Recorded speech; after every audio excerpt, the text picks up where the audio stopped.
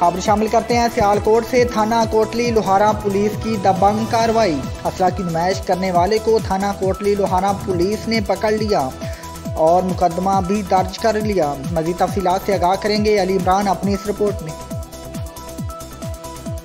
जी बिल्कुल, अली इमरान की रिपोर्ट के मुताबिक मुलज़म कासिम सोशल मीडिया पर असला की नुमाइश कर रहा था कि थाना कोटली लोहारा पुलिस ने मुलज़म कासिम को असला की नुमाइश करने पर गिरफ्तार करके इससे पिस्टल बरामद कर लिया। मुलज़म गुज़श्ता दिन पहले असला के साथ वीडियो बनाकर अपलोड कर रहा था। SHO शहबाज का कहना था कि हम असला की नुमाइश करने वालों को आईनी हाथों से निपटेंगे और इनको इनके अंजाम तक पहुँचाएँगे। हवाई फायरिंग एक ख़तरनाक फेल है जिसकी सज़ा 3 माह तक कैद या जुर्माना या दोनों में हो सकती है।